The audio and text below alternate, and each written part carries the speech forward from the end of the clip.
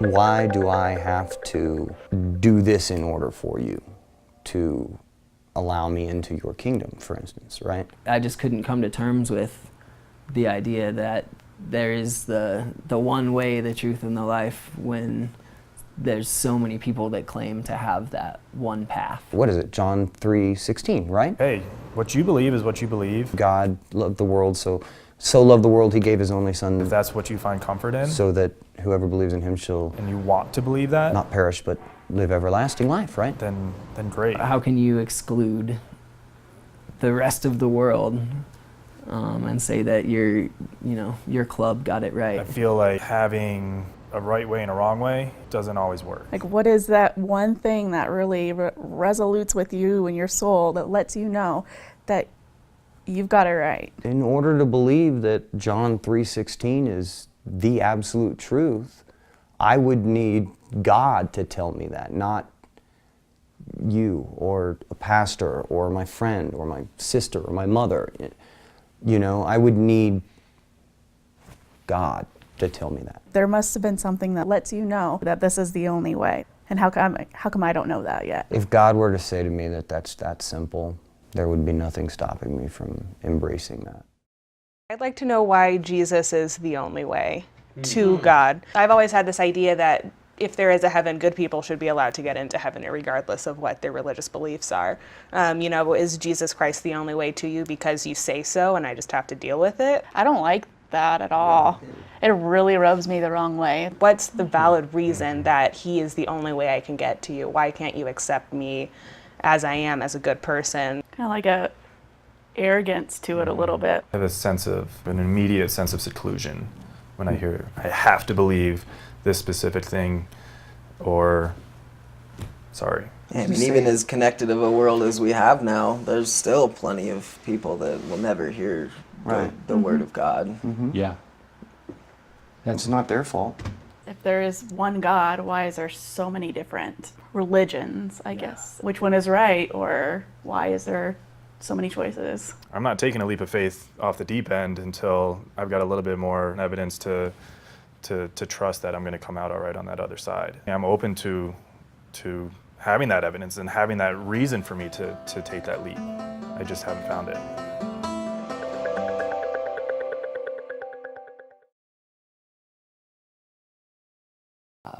Legitimate thoughts. Maybe you've had conversations with people with some of those same questions. Maybe you have or have had some of those same questions. I wish we had like 5 or 6 hours. We could maybe sit down and answer all that. There's no way in a 25-minute deal we can do that. So we're going to kind of look at some overarching ideas that maybe answer some of this. Really, the last 6 weeks that we've talked answers parts of that, parts of many of the questions that were brought up in this group. I guess I appreciate the honesty, though. I mean, this is where they're at, right? They think differently than most of us probably in this room, and they're struggling, and they're having some honest conversations. I figured, man, if you can have the honest conversation, that's a good start, and go from there. Jesus doesn't. He just says, follow me. We'd love everybody to, but not everybody's going to. That's just where it is. Anyway, we'll look at today kind of our culture, where we're at. Have you ever driven up on one of those Coexist bumper stickers? Maybe you have one. If you saw my little video I did this week, I kind of talked about that a little bit. On the surface, it sounds like a really good idea. I mean, it's like, yeah, can't we all get along? I mean, can't we just cooperate with one another? I mean, I love the idea of it. It's not a bad idea to get along. It's not a bad idea to live in peace with one another. That's matter of fact, that's even biblical. Brandon read it, if you caught it, in part of the text he read earlier, Romans 12:18. If possible, so far as it depends on you, live it peaceably with all. Wasn't that one of your verses? I guess I heard that. I thought, hey, that's one of the verses. That's good. We don't really communicate directly. He's always like, what are you going to talk about? Anyway, we're called to live peaceably, right? I mean, sometimes we don't do a very good job of that. Sometimes we're pretty arrogant, as some of the people have obviously experienced, and we've got to be careful about that. Think about it. Paul was writing to a culture that believed in lots of different gods, more than our current culture. I mean, there were idols and temples and all kinds of crazy things out there from our perspective.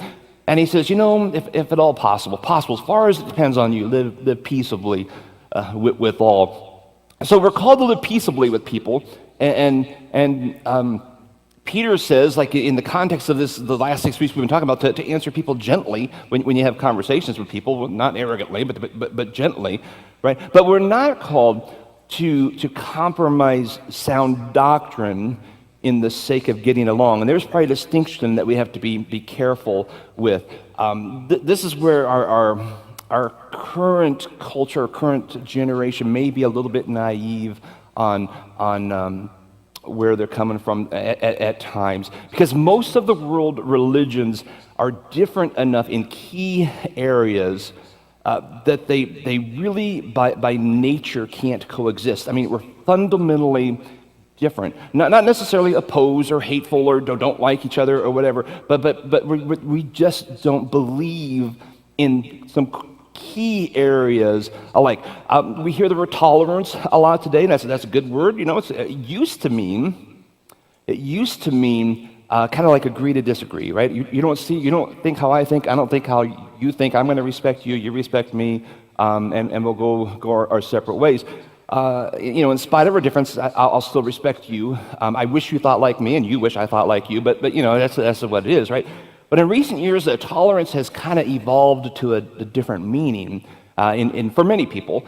Today, when people say tolerance, often what they mean is that everyone is equally right, that all beliefs are equally correct, that it's not okay to disagree or challenge someone else's thinking, and that's intellectually dishonest, all right? Because everybody can't be right. I mean, it just can't be. It's just impossible. It can't be. When there's two conflicting ideas, they can both be wrong, right?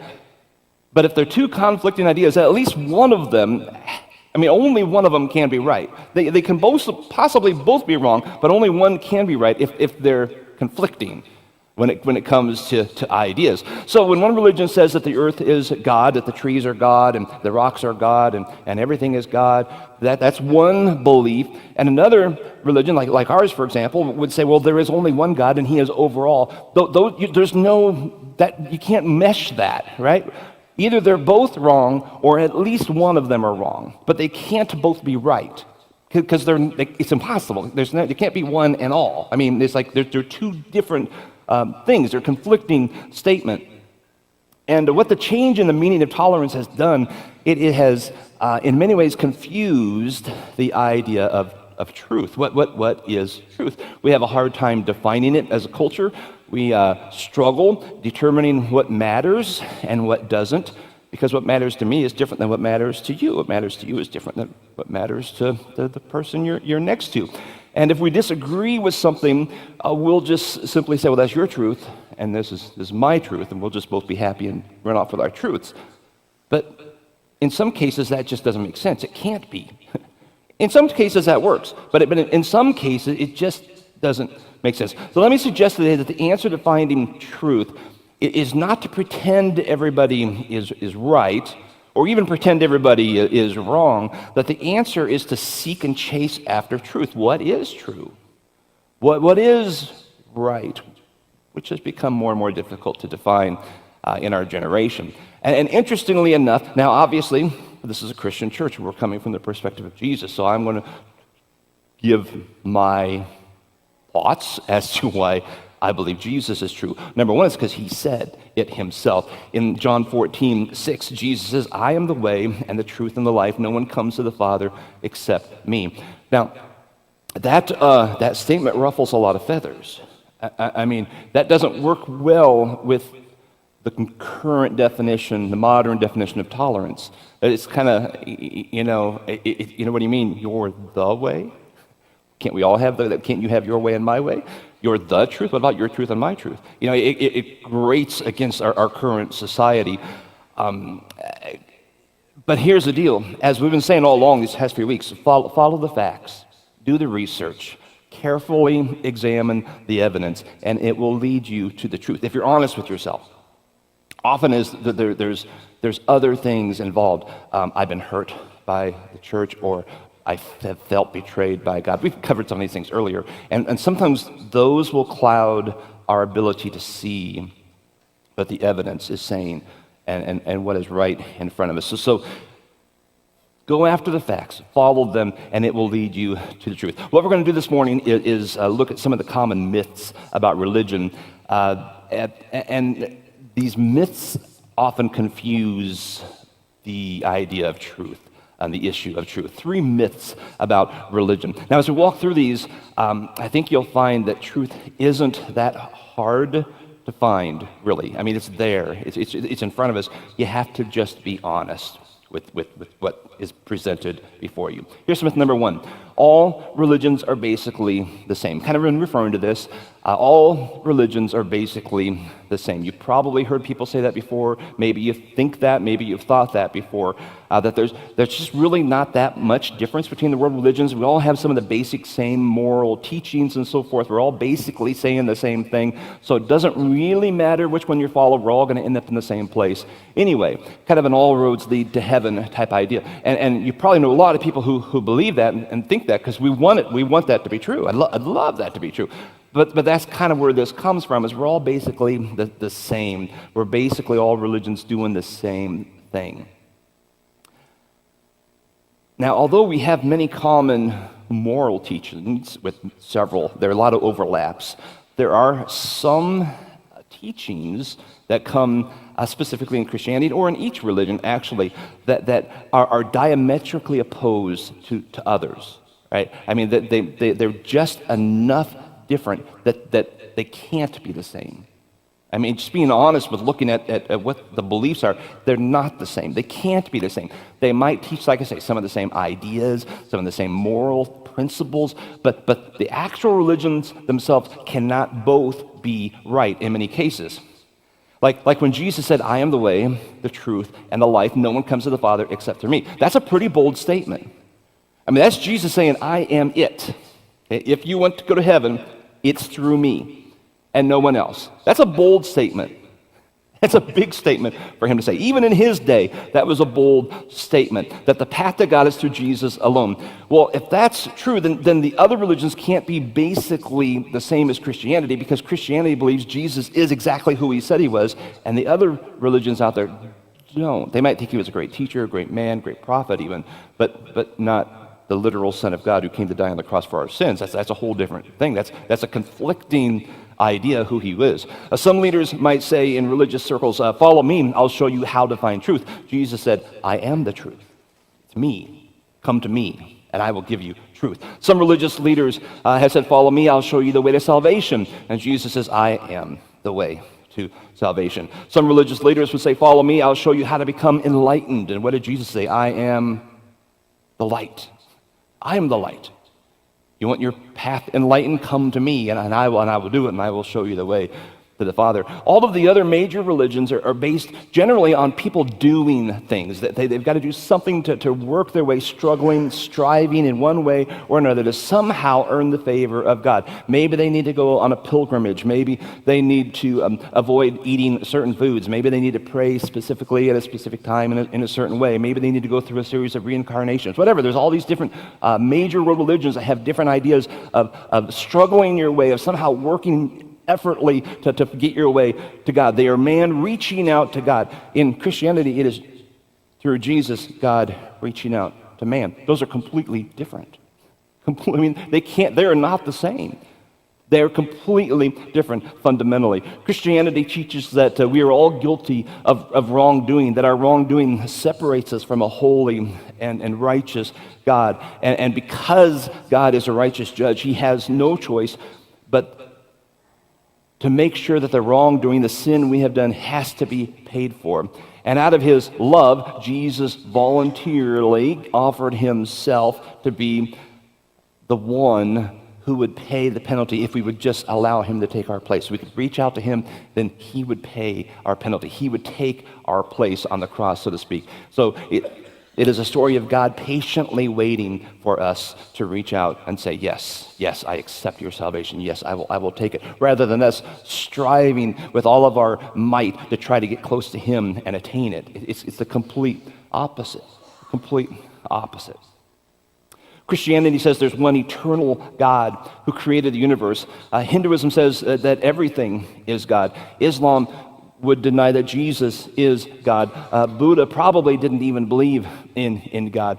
Now, like I said, while we may all come together in some moral teachings in some areas, the core beliefs cannot all be true. We can't all be right. I mean, it's impossible. Some of those beliefs completely contradict each other. We say Jesus is who he said he was, the Son of God. We discussed that in the last couple of weeks. Anyone who says he's not is not Christian then. I mean, because it's a specific thing to be Christian, that you have to come to Jesus, right? So it's not the same as someone who doesn't take Jesus. As that completely takes away the idea of all religions being basically the same.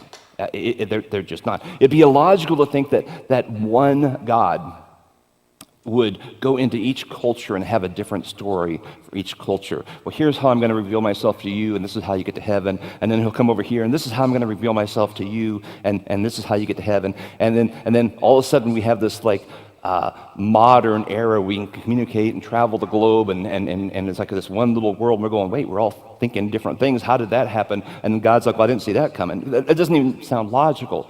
It does seem logical for a God to say, here is uniquely here is the path, here is how you come to me, and to reveal himself to mankind, and then allow us to come to him. That just seems much more logical.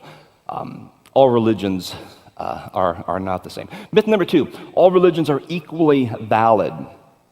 Common thought in the whole tolerance world, right? That we're all equally valid. In other words, if there are differences between religions, they all have equal claims to truth. The whole I have my truth, you have your truth, how's my truth any better than yours? How's your truth any better than mine? And that whole conversation. And on the surface, again, it sounds pretty good. It's a great way to show tolerance. We'll just say everybody's equal. But the problem is when you boil back down to the whole truth thing, people with two opposing views can't both be right. I mean, it's just impossible. They can both be wrong, but they can't both be right. Only one of them, if they're in conflict, can actually be right. I kind of almost hate to say this, but I'm going to. Okay, forget the current president, the current election, all right? It doesn't matter if it was this election or last election or any of the last 15 elections, all right? So take the political figures out if you can. Let's say there was an election and a president was voted in and you didn't like the president and you thought maybe it wasn't done correctly, maybe there was some cheating, whatever. You think it wasn't a valid president, you just don't think it's right. If I don't like the president, I can pretend that he's not the president, all right? I can get all over social media and give 17 reasons why I think he's really not the president. I can make up shirts. I can do the old not my president thing, and do shirts and hashtags and Twitter and go all over the place and tell everybody how I think he's not my president. That's your truth, right? That's your truth. However, if you go to the White House, and you see who's at the press conferences, and you see who's signing the bills and who's signing the presidential orders and all the different things, it's going to be the one who actually got elected. Whatever your truth is. You can't be the person who was opposing them and the one who's in. It's only one of them. Only one of them works. If two of you are saying, no, this is the president, and someone saying, no, this is the president, only one of you can be right. Now, again, you could both be wrong, and maybe someone else completely different one, but you can't both be right. There's only one guy or gal or whoever it was elected at that particular time. See, if my truth is false, it's not valid. It's just not true. No matter how badly I want it to be valid, it's not valid, which means my truth and your truth are not equally valid just because we have respectable opinions. It could be wrong. So if I voted for one person and you voted for the other person, and we both believe the person is the legitimate president, one of us is going to be incorrect. Now, this goes back to the things we've talked about the last several weeks, so it's hard to put everything into one little nice package at the end of 6 weeks. But here's the deal. Do the research. Do the honest research. Search, seek out truth. Examine the evidence. Look into the historical writings. Look into the archaeological discoveries. Look into the history. I mean, just study it, study it, study it. And then ask yourself honestly, which of the religions can be verified through the evidence? Which can be validated through all the writings, both within its context and outside of the context of historical writers who didn't believe, like, say, in Jesus. There's so much out there to examine. As we've seen in this series, we're not going to take time to repeat all this. Jesus backs up every one of his claims, every one of them.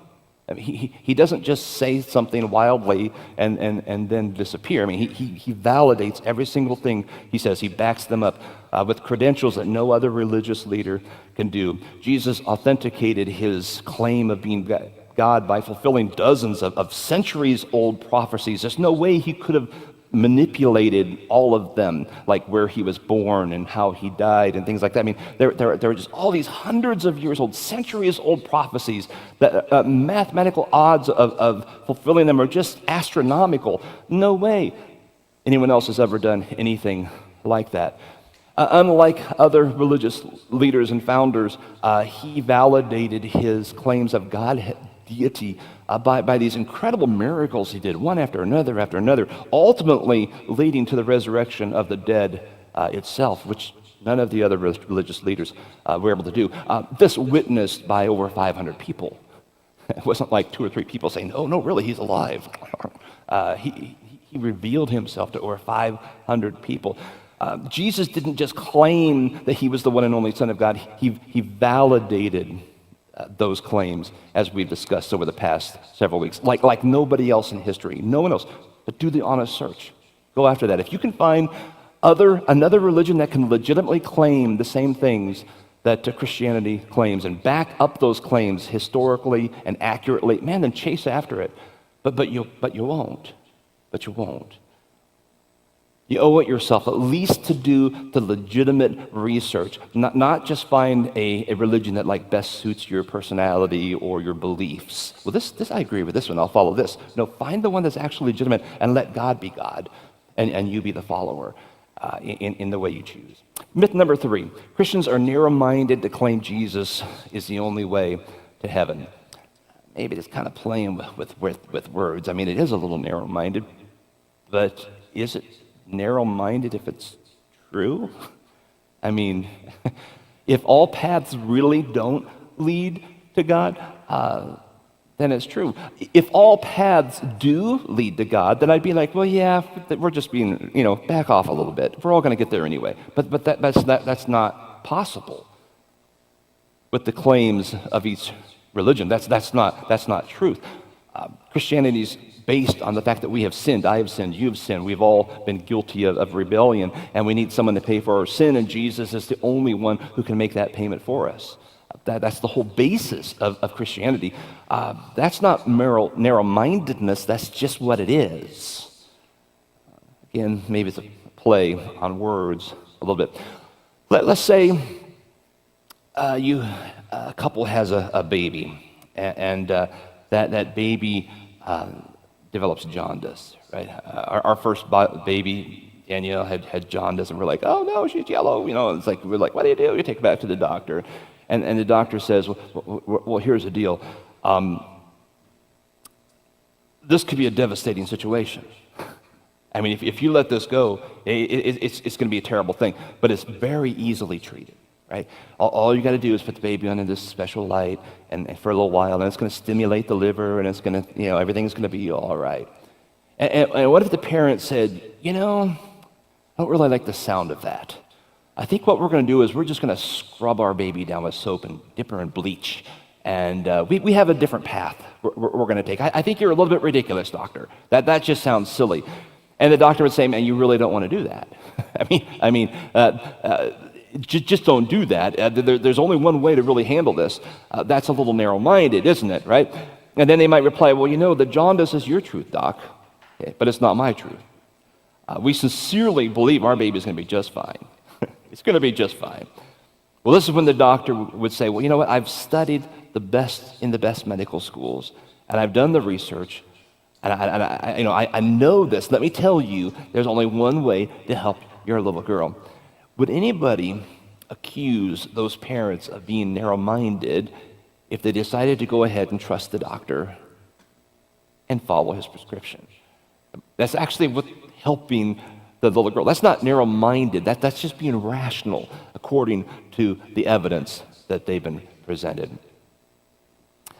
So here's the deal. We all have this terminal illness, right? It's called sin. And the death, burial, resurrection of Jesus is the only cure for that sin. We can't scrub away our sin with all the good works we can think of and being really nice and being very polite to people. It doesn't work. We can't ignore them and hope that they will go away. Maybe it's just not true. That's not going to work. We can sincerely think that there are multiple other ways to deal with it, but we'd be sincerely wrong. The truth is, putting the last 6 weeks into context, the truth is that there is only one, a perfect, sinless Son of God who can take away the sin. His name is Jesus. He died on our place on the cross. So when we put our faith in him as a Savior and we encourage others to do the same, we're not really being narrow-minded. We're being pretty focused, right? We're actually acting rationally according to the overwhelming evidence we've been talking about. And that's only been the tip of the iceberg. We're only acting rationally according to the evidence that's out there and acting on truth. This is why we don't have like a big emotional, hit a few C chords or E minor chords and a big story and poem at the end to get you crying and come forward and give your life to Jesus. We just don't do the emotional plea around here. I'm sure there's a place for it and there's a time and everything, but we really don't do that because emotions don't last. Whatever I'm feeling right now, I won't be feeling tomorrow or the next week or when tragedy hits and I get have cancer or something, diagnosed with cancer. Emotions all fly away then. But the facts are factual. Facts are foundational. Facts are things you can rest on. I'd rather you come up with a conscious decision to say, I want to follow Jesus, rather than me talk you into it and try to lure you in with a piece of candy. And that's why we kind of do it that way. So here's how I want to end our 6 weeks of study with 3 possible responses. Some of you maybe need to respond to Jesus today simply by saying, you know what, I'll investigate. I'll just honestly do the research. I'll look. I'll look at the evidence. Believe me, what I've given has been the soft version. There's some raw evidence out there that you can spend years researching intently. And some of you maybe just need to do that. Don't just read a couple random books of people who already agree with you that Jesus is yucky and follow their thing. Go to the evidence. Go to the real evidence, not somebody else's conclusion. And eventually you make a decision, a knowledgeable decision based on what you have discovered. Not on what someone has told you, not on what I have told you, not on what someone else has told you. At least then it's your decision. Jesus gives you the freedom to walk away. Now, I would warn you, that's not a good decision. But you need to understand that. And you need to look at the evidence to see, how does he compare to other faiths out there? That's one option. A second, some of you, maybe it's time you just need to say, you know what, I'm ready. I'm ready to follow Jesus. I'm ready to do it. You've already believed in him. You've already, he's there, but you just haven't said, yeah, I'm in. And some of you maybe just need to have that conversation and that conversation. For you, I would encourage you to come speak to me this week. today. I mean, and we'll talk about next steps. Well, what does that mean to be a follower of Jesus? That's excellent. I'm not asking you to take a blind leap of faith. I'm saying you've already looked at the evidence, you've considered it, God's been working on you, you're like, yeah, I'm ready. If that's the case, I can help you with next steps. The rest of you, it means you're probably already a believer. Then I hope these last 6 weeks have helped you solidify your faith. As we said in week 1, there are times every one of us will have doubts. That when those doubts pop up, you'll have an answer, at least internally, to go, okay, the doubt is real, but I have a real answer to that. I hope it has solidified you. I hope it's given you a foundation, and that it will also maybe give you some tools to help others who have the same questions, to have conversations with them. We're not here to yell at people and throw things at people and say, I'm right, you're wrong. We're just saying, hey, I can show you the way if you want to know. If you want to know, follow me as I follow Jesus, and we'll show you. All right? Let's stand together and let's pray.